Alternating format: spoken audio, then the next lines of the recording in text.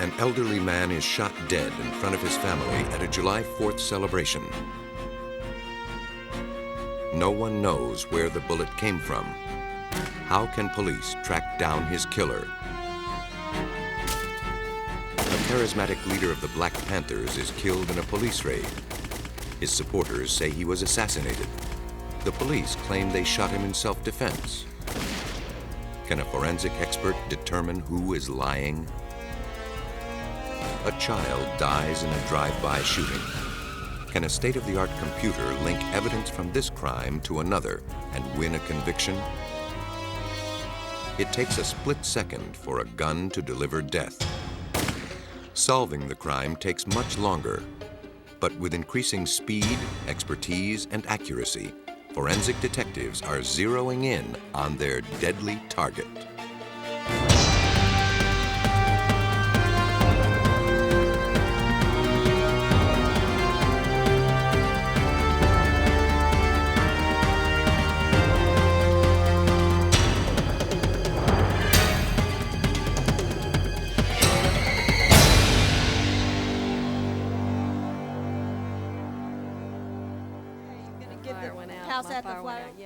In Bloomingdale, Illinois, a small town 40 miles northwest of Chicago, July 4th, 1989 began like any other Independence Day. Like people all across America, families and friends gathered to celebrate the country's birthday by relaxing and holding the traditional backyard barbecue. Kids amused themselves with sparklers while eagerly waiting for the sun to set and the town fireworks display to begin. On the picnic grounds, a carnival provided an endless array of diversions, something for everyone to enjoy. But for one Bloomingdale family, the celebration ended in tragedy. In a field near the picnic grounds, the family joined a crowd gathered to await the fireworks. The grandfather passed time playing with his grandchildren. Then, without warning, he tumbled out of his chair. His wife thought he had a heart attack. What's the matter? Is everything okay? Tom?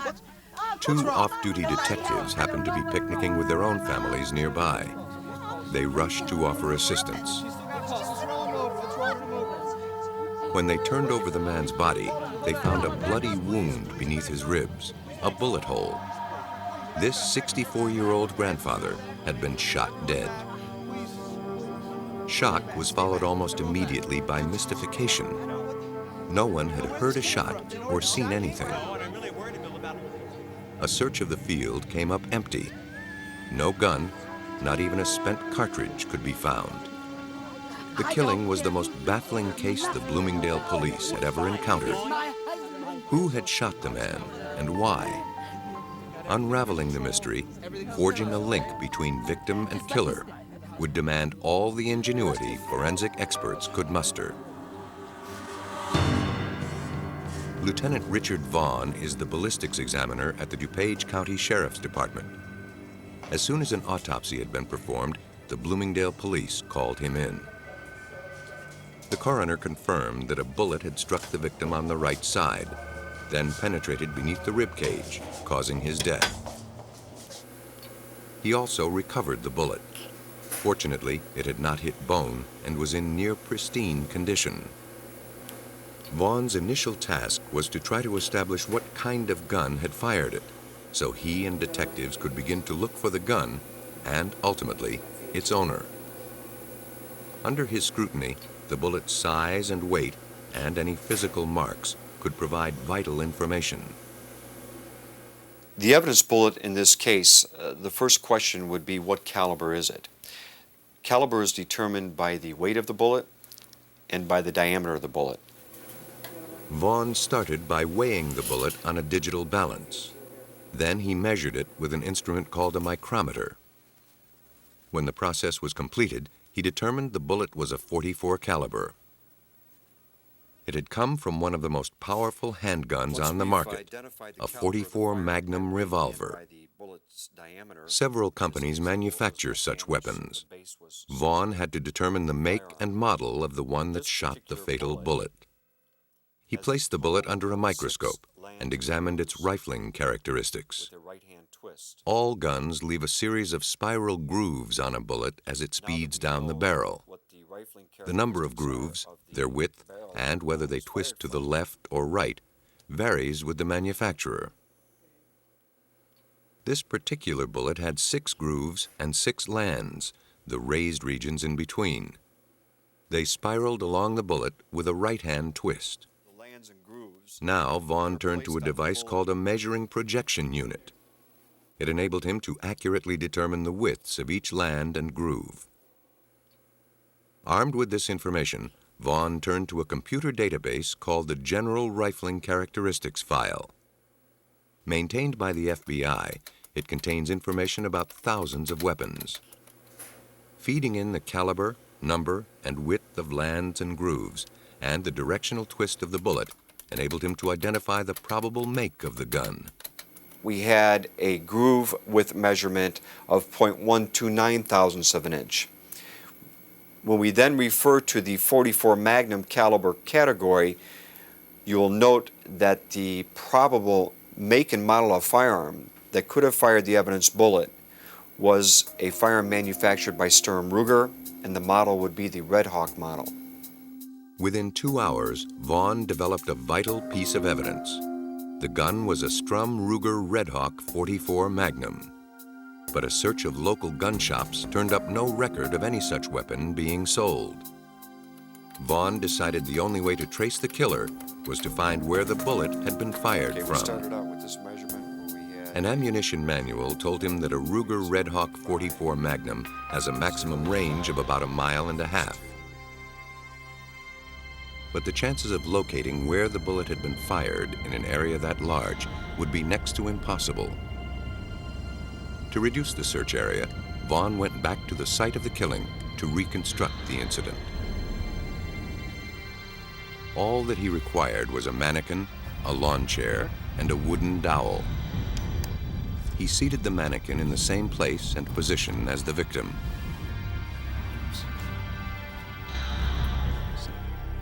Then he inserted the dowel through its body in the precise angle of the bullet wound. The dowel rod now represents the actual trajectory of the bullet. Since we have an entrance wound here on the right side and the bullet was recovered on the left side, you'll note that the dowel rod is pointing in this direction here. We will now refer to this as the alleged flight path of the bullet. The dowel pointed roughly northwest. If Vaughn was right, that was the direction from which the bullet had been fired.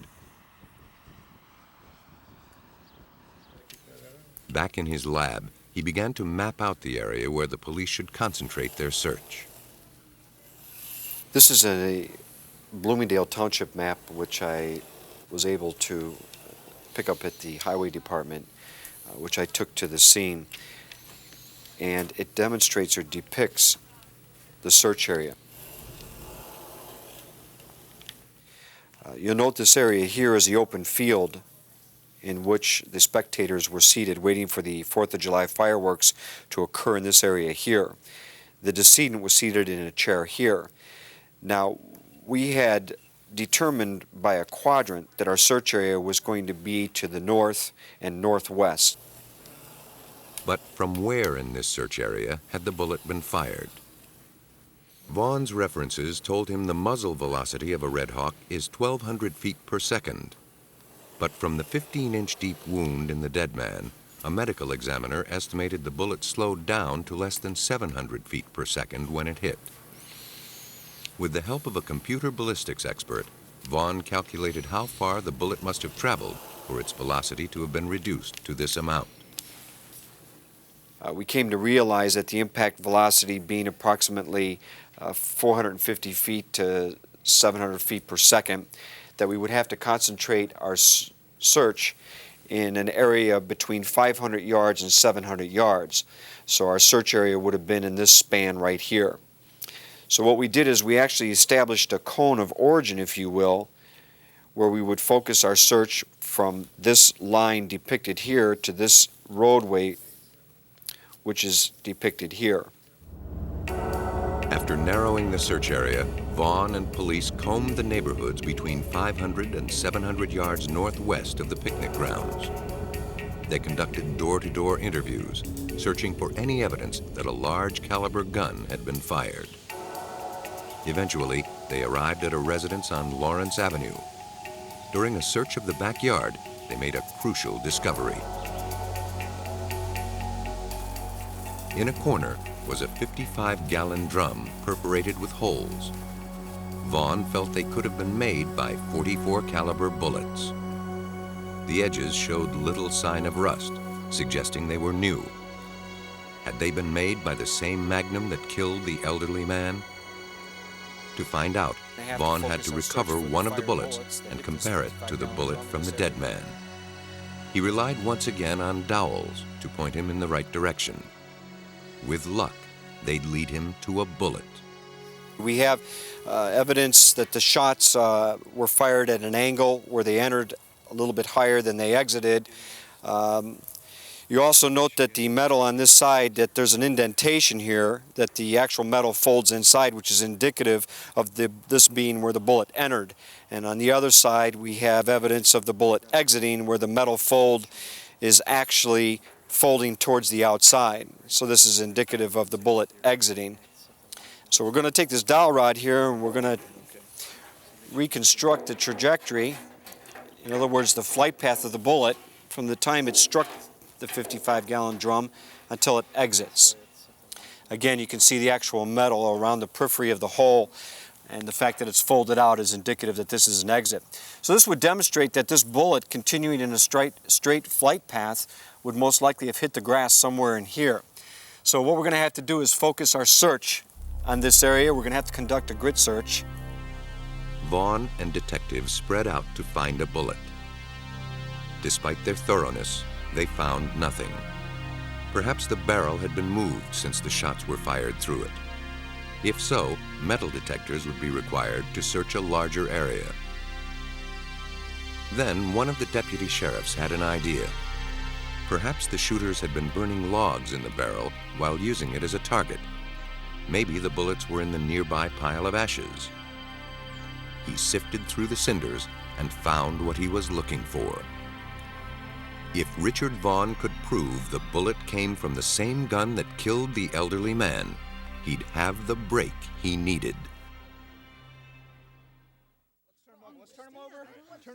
When the man died in a picnic ground in Bloomingdale, Illinois on July 4th, police had only two clues: the bullet recovered at autopsy and the wound it left behind. Now, ballistic examiner Richard Vaughn had a second bullet, found near the 55-gallon drum. A comparison of the bullets would tell him if they came from the same gun. Every Ruger Red Hawk Magnum leaves similar rifling marks on a bullet. 6 lands and grooves with a right-hand twist. But every gun also leaves its own unique individual signature on the bullets it fires, produced by tiny irregularities in the rifling. The bullet found in the drum was deformed by the impact, but Vaughn was still able to discern a series of distinguishing marks. They were enough to conclude it came from the same weapon that killed the victim. The net was closing in, but an important question remained. Could a bullet fired from the backyard travel unobstructed for nearly a half-mile to the picnic grounds? Vaughn enlisted the help of an engineering firm to survey the bullet's likely path. They recorded ground elevations and the positions and heights of every house and tree between the Lawrence Avenue residence and the picnic grounds. Then they constructed a diagram. The red line here demonstrates the calculated trajectory of the fatal bullet.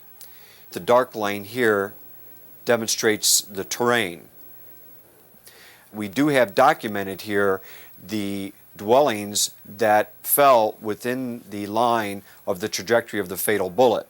What we were able to determine was that this particular residence, for example, the bullet went directly to the right of it. But this indicates where the barrel of the firearm was. This is the fence that was at the back of the property, of the suspect's property.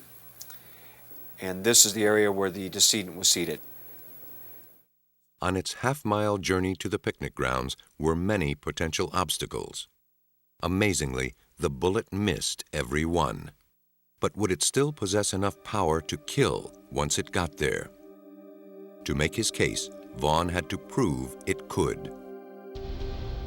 He turned to wound ballistics expert Martin Fackler, who had devised a standardized way to test how far a bullet penetrates human flesh when traveling at various speeds. The depth of the wound depends on the velocity of the bullet. To simulate the penetrating power of a bullet after a half-mile flight, some gunpowder is removed to slow it down to between 400 and 700 feet per second. This is referred to as a bullet inertia puller, and we're going to use this to pull and separate the bullet from the cartridge case so that we are able to actually remove the gunpowder from the cartridge case. Now that the bullet has been separated, Vaughn carefully tips out a measured amount of the gunpowder. It's a trial and error process. Empty out some powder, fire around. Measure the bullet's speed. If it's too high, remove a little more gunpowder. If it's too low, remove a little less from the next round. To ensure that the bullet impacts the block at the intended velocity, its speed is measured with an electronic timer. This is a chronograph. This is used to measure the speed of a moving projectile. It is nothing more than a timer, and the timer is started by the shadow of a bullet passing between these first two rods, and the timer is stopped by the shadow of the bullet passing between the second two rods. The speed in feet per second of the projectile is then recorded in the front of the machine. Finally, when everything is set, the test bullet is fired into the gelatin. Firing in the hole. The bullet traveled 15 inches, almost identical to the depth of the fatal wound. What's more, like the bullet found in the victim, it had not deformed. The test proved that the bullet had enough power to kill the man from a half-mile away. Further evidence that the shot had been fired from Lawrence Avenue. The results of Vaughn's test gave Assistant State's Attorney Joe Burkett grounds to serve a search warrant on Robert Logsdon, resident of the home where the drum was found. Logsdon admitted he and his girlfriend held a party on July 4th. But at first, he denied owning a handgun. As a convicted felon, it was illegal for him to possess one. He lied about virtually everything until he was confronted with facts that were known to us that we had put in the warrant, and he ultimately confessed and implicated his girlfriend as well in the shooting. There's a man who's dead. Under pressure from Burkett, Logsdon produced a .44 caliber Strum Ruger Red Hawk. He later confessed and revealed the events of his party. It had started ordinarily enough, a barbecue for a few close friends. Sometime in the afternoon, Logsdon had gone into the house to fetch his Ruger Red Hawk. A jug of water was placed on the 55-gallon drum as a target.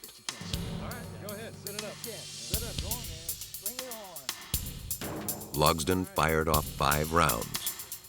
1 hit the jug, but 4 missed and hit the drum instead. Then he handed the gun to his girlfriend, whose shot missed the jug and drum completely. From Logsdon's statement, Vaughn determined that the girlfriend fired the fatal bullet. Because she was shorter than Logsdon, she tilted the gun higher. The increased angle gave the bullet a trajectory high enough to reach the picnic grounds. Logsdon pleaded guilty to unlawful use of a handgun, to possessing a stolen weapon, and to involuntary manslaughter. His girlfriend also admitted firing the gun and likewise pleaded guilty to involuntary manslaughter. Logsdon was sentenced to 6 years. His girlfriend received 90 days plus probation. It was really just a tremendously successful investigation because, as with any murder or any homicide, police officers and prosecutors don't take holidays. We worked closely with the sheriff's office, the coroner's office, Bloomingdale Police Department, Sergeant Vaughn and the crime lab. Everybody did an excellent job. In Bloomingdale, victim and killer were completely unaware of each other's existence and were a half-mile apart. It took the tools of forensic science and the dedication of law enforcement professionals and ballistics experts to bridge the gap. The Bloomingdale death was a tragic accident caused by carelessness and an astonishing twist of fate. Its randomness made it a challenge to solve. In Chicago, during the turbulent 1960s, an investigator struggled with a different challenge. A political activist lay dead. Was he killed in self-defense or assassinated? The bullet-riddled walls held the answer.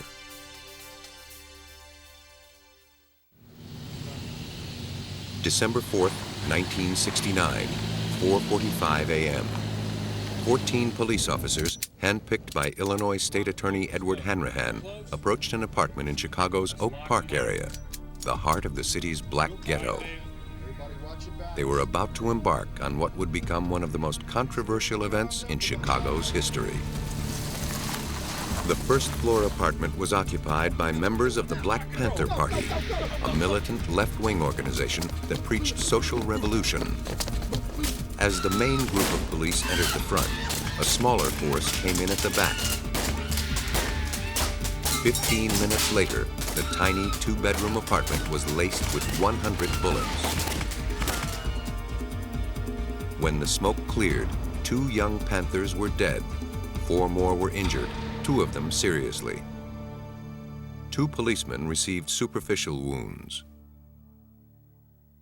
The raid yielded a cache of arms, 19 guns and boxes of ammunition. Among the dead was Fred Hampton, age 21, the charismatic leader of the Panthers' Illinois chapter. Black people need some peace. White people need some peace. If we are going to have to fight, we're going to have to struggle. We're going to have to struggle relentlessly to bring about some peace. Hampton was the 28th Black Panther killed by police in less than 2 years. The Black Panthers emerged in Oakland, California, a product of the 1960s social unrest. While black leaders such as Martin Luther King advocated civil disobedience and political action to advance civil rights, the Panthers seemed prepared to use violence if necessary. The December 4th raid quickly became a media event, as the Panthers and the authorities gave radically different accounts of what happened. Hanrahan claimed the police were serving a legitimate search warrant when the Panthers started shooting. When the police officers announced their office, they were fired upon. In a filmed demonstration, the police gave their account of the raid. In this version, Panther Mark Clark was sitting in a chair in the living room. He fired a shotgun through the front door as police approached. Police then burst in and shot him dead. As more Panthers began shooting, the exchange escalated. There were 3 shots fired from the rear bedroom. They were directed directly at the back door as I was coming in. I backed out again. According to police, when they entered Hampton's bedroom, they found him in bed, lying on his stomach. He opened fire with a .45 caliber automatic and a shotgun. In self-defense, they shot him twice in the head. But the Black Panthers told a different tale. The police burst in without warning, started shooting, and killed Mark Clark, who fired only after being fired upon. No other Panther used a weapon. More police stormed in from the back, found Fred Hampton asleep, and shot him twice in the head before he had a chance to wake up. Hampton's girlfriend was in bed with him when the raid began. Still half asleep, I looked up and I saw bullets coming from, it looked like, the front of the apartment. from the kitchen area. Pigs were just shooting. When he looked up, he didn't say a word, and he didn't move, except for moving his head up. He laid his head back down to the side like that. He never said a word, and he never got up out the bed. The Panthers were convinced that Fred Hampton was assassinated and that police had launched a full-scale cover-up. Panther lawyer Skip Andrew acted as their spokesman.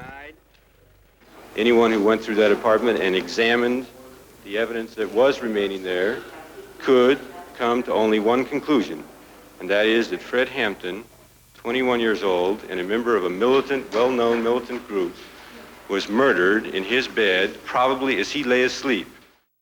Police arrested the surviving Panthers and charged them with several offenses, including attempted murder.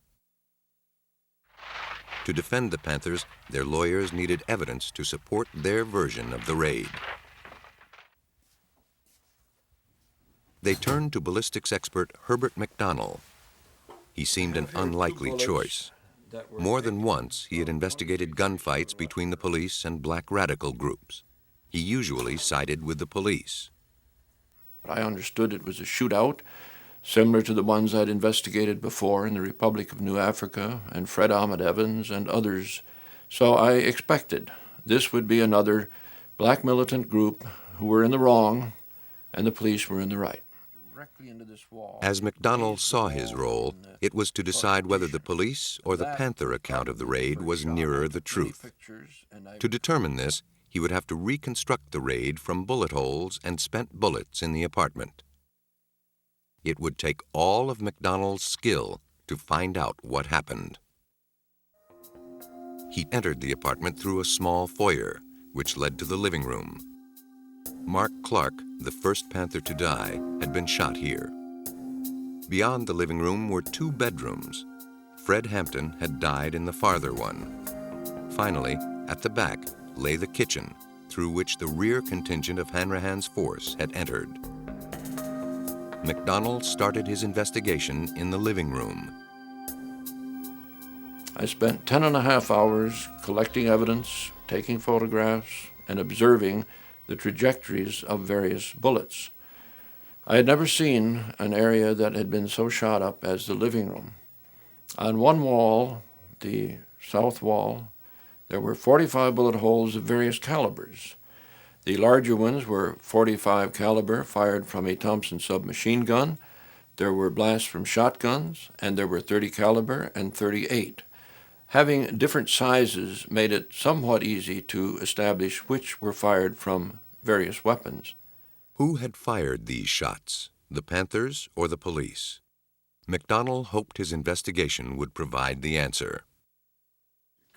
As streams of sightseers trooped through the apartment, McDonnell set to work, unpacking the simple tools of his trade: a camera, notebook, ruler, and a ball of string. Soon he made a curious request. I asked if I could have some straws brought in and some dowels. The Panthers went out, some of them, and they came back very quickly with a big handful of straws and a bundle of dowels, small ones. After measuring the precise position of every hole in the living room wall, McDonnell gently pushed the dowels and straws into them. By following the direction of a dowel, he could trace the path of a bullet. The straws protected the holes, ensuring that a dowel did not knock out plaster and destroy vital evidence. When he finished, the result was startling. All 45 bullets had been fired from the vicinity of the living room door. All must have come from the police as they burst into the room. When I began looking at the number of bullet holes, it became apparent that the vast majority seemed to be coming into the apartment rather than going out. The investigation seemed to be favoring the Panthers' version of the raid, but the police were quick to state their case. In an interview with the Chicago Tribune, Hanrahan produced a photograph of bullet holes in the molding around the back door. He called it irrefutable evidence that the Panthers had fired at the police as they entered from the rear of the apartment. Reporters studied the photos. One of the 4 pictures you gave the Tribune had 2 bullet holes on the right side of what was supposed to be the rear door. But when reporters inspected the apartment, they found the marks to be not holes, but nails. Hanrahan backpedaled. I have said that we released the pictures. We have not characterized or described the conditions that they portray, other than to say that that is an accurate portrayal of that particular object. Now the police changed their story. The Panther bullets, they said, whistled through the open door. That is not what McDonnell found. The claims that there were bullets fired out at the police out the back door are unfounded. There is no way the bullets could not have hit a person in the door, and if they missed them, they would have struck a brick wall. McDonnell continued his investigation in the front bedroom, where he discovered bullets fired in the living room had passed through the wall. While in the bedroom, he noticed the door was also pierced by bullets. He counted 25 of them. The police had claimed Panthers in the bedroom shot at them and refused to stop firing despite orders from officers. At first sight, the door seemed to confirm this part of the police's story. All the shots in the door came from the inside out, exactly what would be expected if Panthers in the bedroom had been shooting at the police. But there was a puzzle. None of those 25 shots hit an officer, nor was there any trace of them in the hallway beyond. But on closer examination, if those bullets were fired when the door was closed, as was claimed by the police, they would have struck the hall right across from that bedroom door. There was not one point of impact there.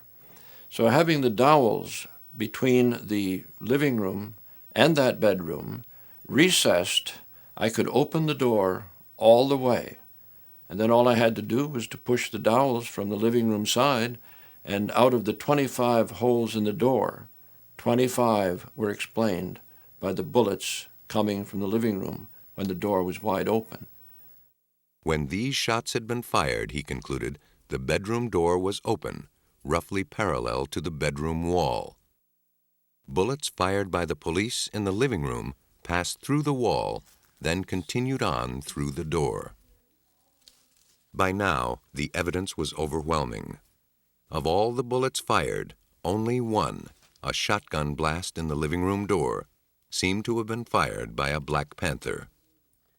This was beginning to look like a very one-sided gunfight.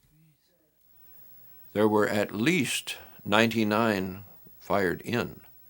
So when you have 99 to 1, it's not a shootout. It's a shoot-in. But what happened in the back bedroom when Hampton lost his life? Was he waiting in bed, ready to fire, as police claimed? Or was he asleep and murdered in cold blood by the police, as the Panthers insisted? The trajectory of the bullets through his skull might solve the riddle. On January 3, 1970, a federal grand jury ordered Hampton's body exhumed. 2 earlier autopsies had given conflicting results. One, conducted by the Cook County coroner, reported that the 2 bullets in his head came from opposite directions. That suggested he was awake and moving. Hampton's relatives arranged a second one by a private pathologist. He found that both bullets had struck from the right and traveled on roughly parallel paths, suggesting Hampton was lying down. The new autopsy confirmed the second one regarding the trajectory. Both shots had entered Hampton's head from the right. The findings supported the Black Panther's claim that Hampton had been asleep, lying on his back with his head down. From the trajectory into the head of Fred Hampton, both shots were fired in nearly parallel trajectories which projected back to the doorway. So if one policeman came in and fired a shot, Fred would have still been lying in that position when the second person came in with a different caliber and fired a second shot at what probably was either a dead or dying person. McDonald's meticulous investigation and the autopsy supported the Panther version of events. It looked as if the police had indeed assassinated Fred Hampton. But the most crucial question had not yet been answered. Did the Panthers or the police fire first? If the Panthers had started the shooting, even if they had fired just a single shot, the police could maintain they shot back only in self-defense. To answer this question, McDonald performed his most dazzling piece of detective work. The gunfight evidently had started as the police stormed the living room. McDonald found that the living room door contained 2 bullet holes. His examination of powder marks and wood splinters established that one bullet came from outside, from a police .38 revolver. He recovered the bullet from the living room wall. A second, larger hole likely came from Mark Clark's shotgun. After blasting a hole in the door panel, the slug had gone through a wall and ended up in the stairwell outside the apartment. McDonald had an idea. By figuring out how far the door was open when the .38 bullet and the shotgun slug passed through it, he might be able to tell who shot first.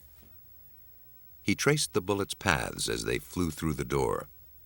He knew that, by their own admission, the police had forced open the door as the raid began. He threaded a string through the .38 caliber hole in the door to the .38 hole in the wall.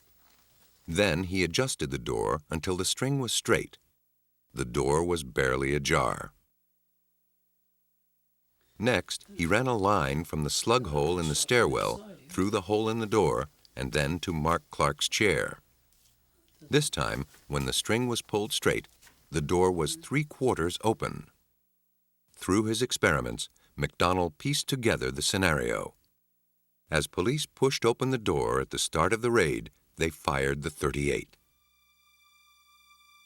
As it swung open further, a Panther shotgun went off. That was the only evidence of any shot being fired out. McDonald's conclusion was clear. The police fired first. According to McDonald's findings, the police broke in, firing a .38 caliber pistol as they slammed open the living room door. A Panther, presumably Mark Clark, returned the fire. As the fusillade of police bullets poured into the apartment, Panthers fled to the second bedroom, where they tried in vain to awaken Fred Hampton. When the police reached the bedroom, they shot Hampton twice in the head. In court, charges against the surviving 7 Black Panthers were eventually dropped. No indictments were ever handed down against State Attorney Hanrahan or the 14 officers involved in the raid. But Hanrahan's credibility had been tarnished, and his political career was ruined. 12 years later, in a civil suit brought by the Panther survivors, the raiders were found liable, and the city ordered to pay $1.8 million in damages. McDonald's detailed investigation helped to tip the scales and ensure that in the end, justice was done. It's been 30 years since Fred Hampton's death, but today, crime solving takes as much tenacity and ingenuity as ever. Investigators are finding a new ally in the computer. It's proving time and again that a criminal's past can catch up with him.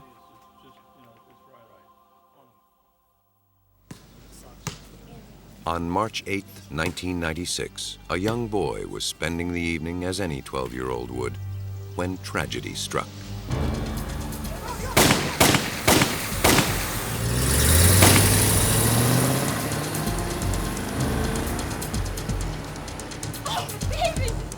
A gang war simmered on the streets of his New Orleans neighborhood. The boy became a casualty of that war, a bullet in his head from a senseless drive-by shooting. Within minutes, police and paramedics were on the scene. They rushed to save the boy's life, but from the start, the prognosis looked grim. Homicide detectives from the New Orleans Police Department began interviewing eyewitnesses. 2 men who had run for safety when the drive-by occurred returned to the scene. One of them was the victim's uncle. The men admitted to police that they were the intended victims. They recognized the car and identified the triggerman as Kevin Jordan, a gang member and drug dealer. Meanwhile, the child was taken to the hospital. 15 hours later, he died. As the search for Kevin Jordan started, Sergeant Michael Rice and John Treadaway, firearms examiner for the New Orleans Police, began their own quest. 2 bullets had been found at the crime scene, and a 3rd had been recovered from the little boy. Could they link those bullets to a gun and then link that gun to the killer? The bullet was placed in our evidence room and it was delivered to the firearms section for me to examine. Examining the bullet, I found that it was a .38 caliber having a 6 right rifling twist. Most drive-by shootings involve semi-automatic handguns, but this bullet was fired from a revolver. So I was able to inform the Detective Bureau that the gun that was used was a .38 caliber revolver. But were all 3 bullets fired from the same .38? To find out, Treadaway had to compare the fine details of each one. So, you see how pronounced this is? If you look up on the monitor in the groove, you can see about 2/3 of the way down it's a good match. It notches on the following land and the following groove. This is a hit, no doubt at all. This is both bullets fired from the same weapon, no doubt. And I think this is what they needed. Now, detectives in the field knew that only a single .38 revolver had been used. Until they found it, there was little more that Treadaway could do. Open the door, please! Detectives, meanwhile, learned the name of the driver. He was Henry Talley. They also found out he owned a .38 caliber revolver. On March 16th, they arrived at Talley's home armed with search warrants. A search turned up drug paraphernalia, marijuana, crack cocaine, and 3 guns, including his .38 caliber revolver. He was taken in for questioning. Talley's weapons were confiscated and sent to Treadaway at the ballistics laboratory. Could he tie the .38 revolver to the bullet that killed the boy? If so, the police could build a solid case against Talley and the alleged triggerman, Kevin Jordan, who had already been arrested on suspicion of murder.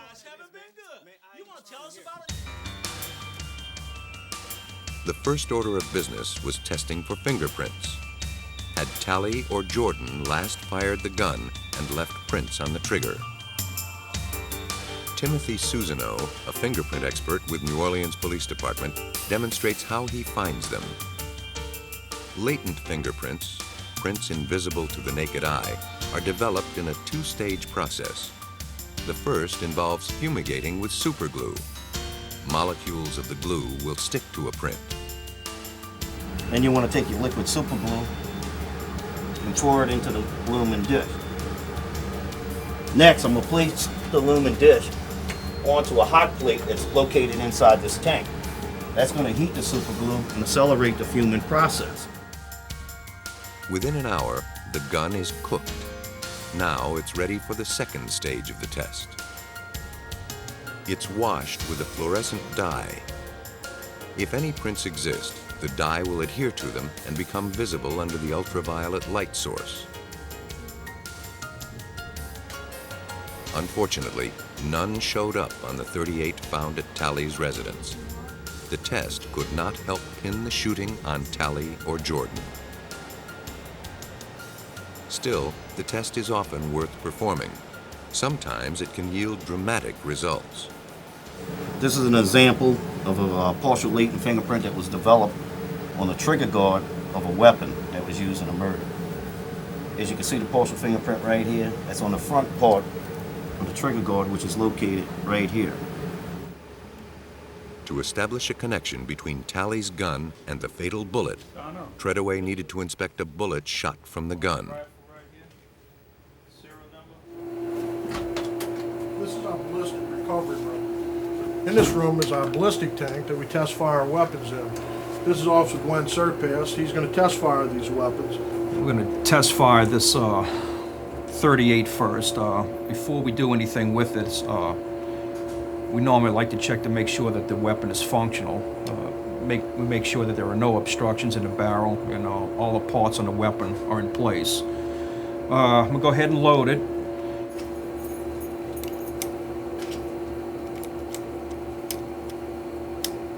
We're going to need to put some ear protection on. It gets a little loud in here. The gun is fired into an 800-gallon tank of water, informally called the hot tub. Water halts the bullet without distorting its shape or marking its surface.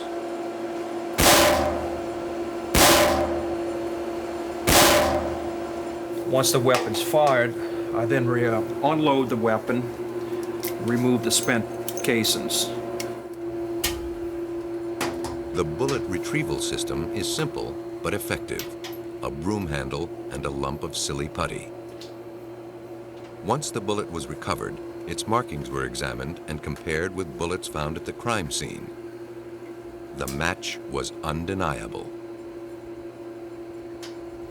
So I performed my test fire and examined the bullet, the test bullet, under the microscope with the 3 bullets that I received previously, and determined that that gun had fired those 3 bullets. Talley's gun had indeed shot the little boy. Both Talley and Jordan were convicted felons, and by now the New Orleans police had enough evidence to charge Jordan with murder. But they suspected that the guns found in Talley's house had been used in other crimes.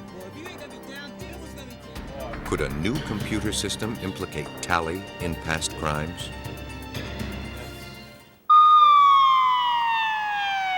When the 12-year-old boy died in a drive-by shooting in 1996, New Orleans police had a brand new crime-solving tool available.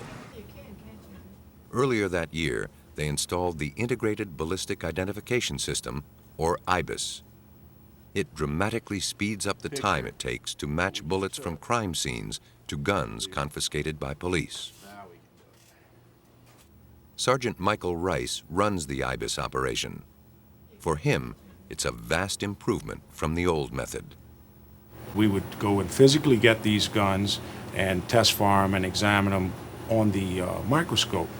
Well, right now, with our IBIS system, we can now simply, as a matter of routine, test fire these weapons and put them into IBIS. This image will then be correlated and checked against all of our current database. And if this gun had been used in a crime, we will know about it in a very short period of time, perhaps within the hour. At the heart of IBIS is a sophisticated computer program linked to an elaborate microscope. Attached to the microscope are 2 tiny video cameras. When a test bullet is placed under one of the cameras, its magnified image appears on the screen. Greg McCrae is one of the New Orleans detectives trained to use the new system. We have the projectile, the bullet itself, mounted on a little fixture with the information recorded on it. It's glued on here. We're going to mount it to the machine, rotate it, and lock it in. At the flip of a switch, the cradle begins to move, turning the bullet through one complete revolution, scanning an image of the bullet into the computer. As you can see, you see striations, you see groovings, you see markings. As we move it down, we'll take a picture of it. The machine digitizes this picture as it takes it. Now, when we process it, the picture is taken and then processed digitally from this machine into the next machine, the next computer, which will in turn correlate it. Built into IBIS is a program designed to scan each image for its distinctive pattern of marks or lines.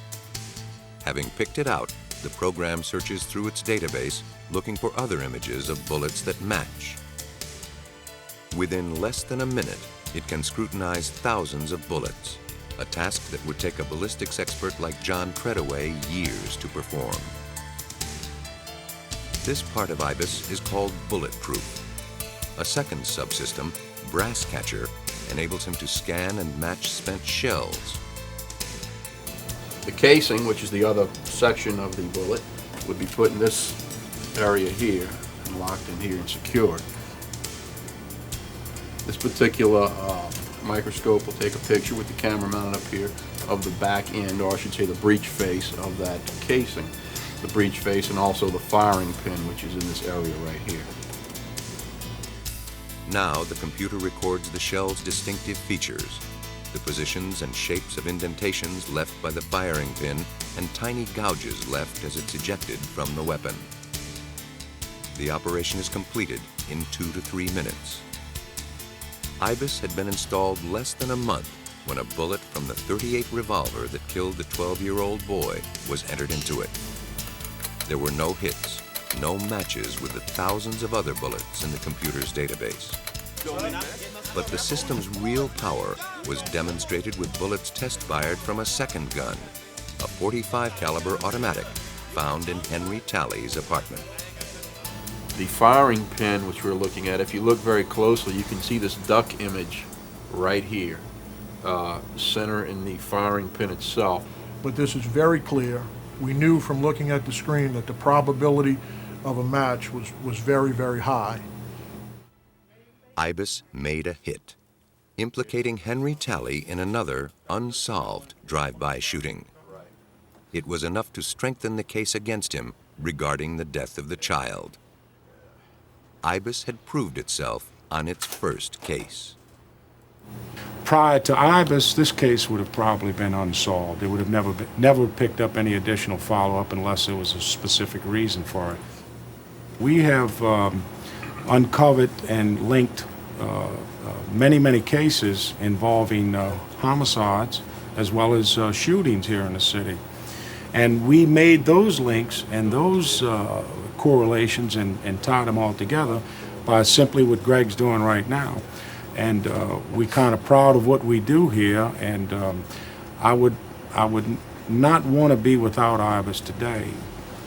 The death of the 12-year-old boy was solved partly by traditional ballistics work. But without the IBIS computer system, police would never have connected Talley's weapons to another crime that might have otherwise gone unsolved. Both Kevin Jordan and Henry Talley were convicted of first-degree murder and are now serving life sentences. By developing new ways to trace bullets to guns and guns to criminals, forensic detectives are increasingly able to turn a criminal's own ammunition against him. So long as there's a bullet, there's a clue. And so long as there's a clue, there's a chance to catch a killer.